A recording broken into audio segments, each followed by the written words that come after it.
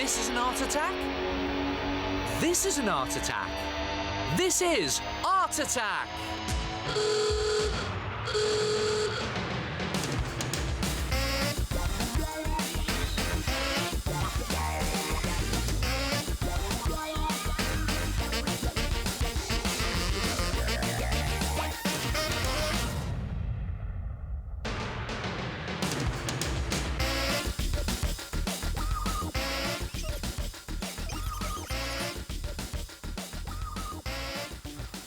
Hello there, good to see you again. Hey, how do you fancy owning the perfect garden, which you've designed, it doesn't need any looking after, and you can potter about in it whatever the weather? Well, now you can. And here's mine. Look at this, complete with ornamental pond, meandering paths, beautifully tended lawns, blooms budding everywhere. Oh, and sorry about the washing. Come and have a look at this.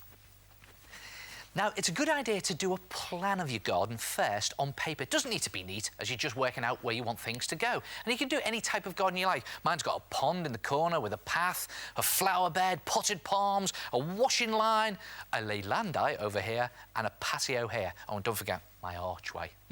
Now, when you're happy with your rough design, it's time to start gardening. And you don't need fancy flowers and potted plants for this. All you need is a load of old bits and pieces. Old bits of sponge, some lolly sticks, twigs. Birdseed is really good for pebbles. And of course, you need to borrow a kitchen tray to plant them on. Now, for my garden pond, I'm going to use an old mirror tile. I'm just going to place it in the corner, like that. And I'm now going to lay the lawn. Now, for this, you need to roll out some green, soft modelling clay, make it nice and flat onto a board. Use a rolling pin for this, and it needs to be about ½ centimetre thick. Then you cut the shapes out that you want using a plastic knife. Look at that, just glides through it. And it's just a case of laying those carefully into position on your tray. There we go, now we start to build it up. Look at this, put that in there, I think. And then this piece that I've cut out can go in there, like that. Now, to give your lawn a more realistic grassy texture, just take a plastic knife or a fork or even a cocktail stick and sort of scratch into the surface of the modelling clay, like this, just to create some tufts. Now, you can make all of your lawn look grassy like this, but I'm just going to do a little bit to show you.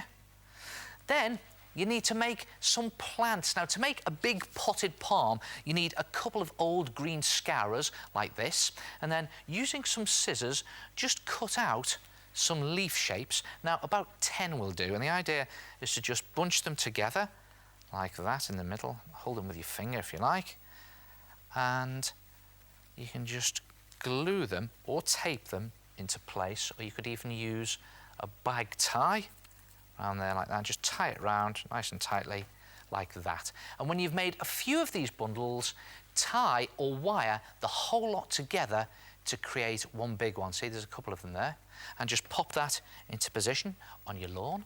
Now, to make a tall leylandi tree, like this one here, all you need are some torn up bits of old sponge and an old pencil. And the idea is using strong glue, just stick the bits of sponge onto the pencil, building them up until you have the shape of the tree. Use lots of glue for this, and you want a tree that looks like this one. Now, if you want to make a raised flower bed, just tape some cut-up straws together, like that, to make a surround, and then put it in position. Now, watch this. It's just a case of filling it with soil or peat, and then just push in some small artificial flowers. You could even use cake decorations for this. Look at that, pop them in there. Now, I'm just going to do a few to show you. You can put a load in. Now, for the path, we're going to pour in some bird seed. Look at that, makes really good pea shingle. It's just a case of pouring it in and just pushing it into place with your finger, like that. And again, I'm just doing this really quickly to show you. You can take some time doing it. Now, if you want to do a garden ornament or fountain, it's really easy. Just take an old toy or figure. Now, I've got this old chess piece here, and cover it in PVA glue like that, and then just roll it in some sand, like this. There it goes. And let the sand pick up in the glue. And when it's completely covered, shake it off, and you can leave it to dry. I'm just going to pop it there again into place just to show you. And you've got your stone ornaments for your garden. And in fact, you can use all sorts of things to build up your garden. It's completely up to you. You're the designer. And when you've got all the pieces in place and tidied up, you will have something that looks like this. Look at this lot. The perfect garden. And you see what I've done here is I've painted the Leylandi a nice bright green, and I've painted the straws here, look at that, nice woody brown, and I've finished the path and edged it with little pebbles. And over here there's a patio made from lightly coloured modelling clay, and I've even scratched in slabs and bricks. And over here I've added a bit of fencing made out of lolly sticks. And you know, I've even made a washing line using bits of garden stick and cotton, complete with clothes made out of paper. Or what about making a trellis archway made out of twigs and sticks, just cut to length and glued together, and you can even give it a coat of earthy brown paint if you want to. And finally, why not add in some old doll's house toys just to complete the effect? Look at that.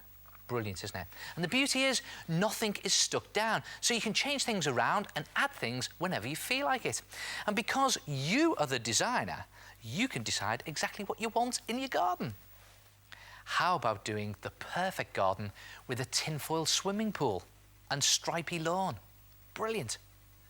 Or how about doing a frosty winter garden where everything is covered in a blanket of freezing snow? Well, cotton wool, white modelling clay, and a frosting of glitter, actually. Try it yourself. Design your very own perfect garden.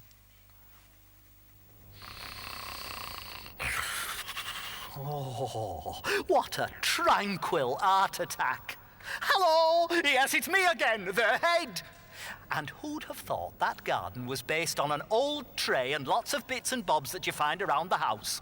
Now, if you would like to landscape your own perfect garden, do me a favour and make sure that when you're creating your ornamental pond, there are no sharp or broken bits on the mirror tile. And don't worry, if you missed any of that, you can check out the Art Attack website for fact sheets on this art attack and all the others in the show. Hey!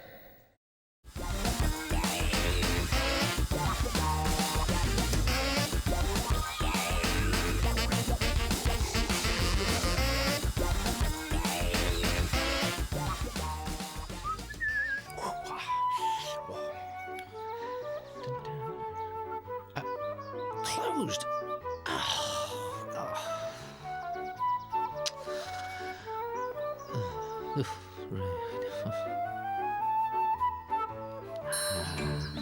Time for a big heart attack.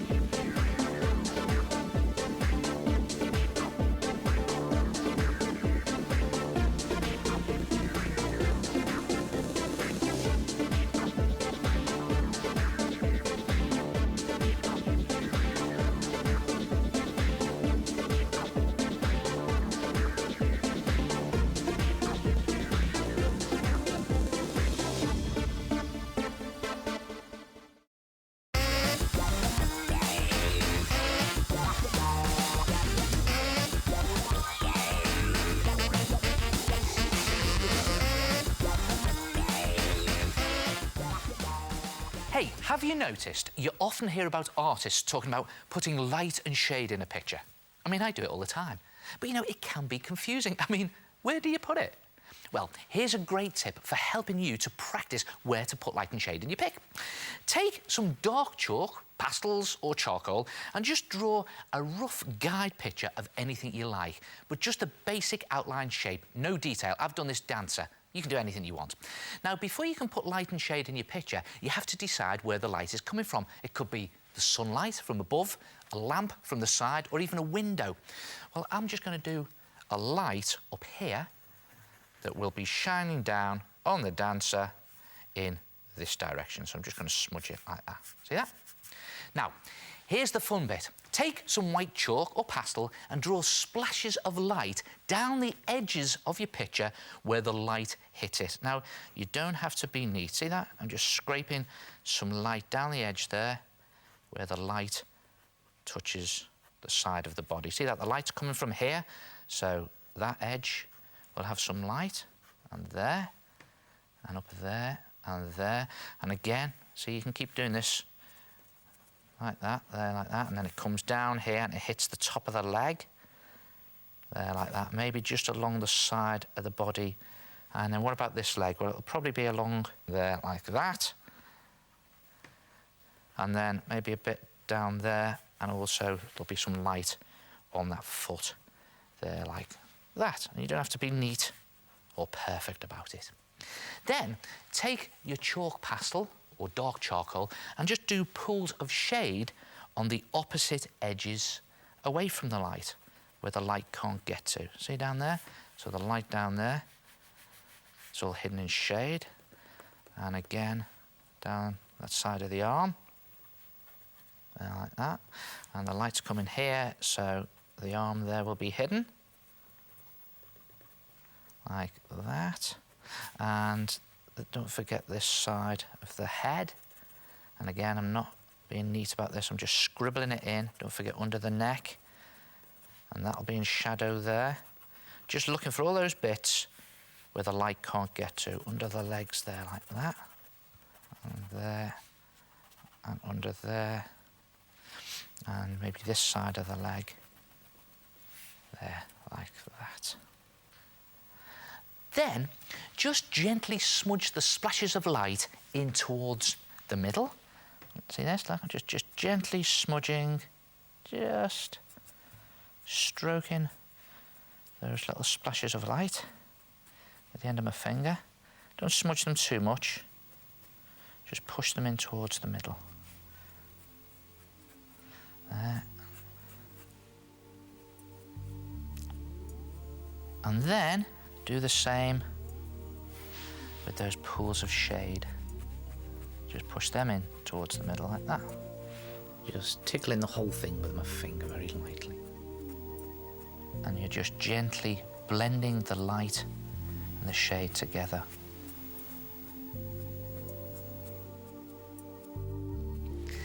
Finally, to tie the whole thing together, just draw in some detail on your picture. Just pick out some shapes, not too much.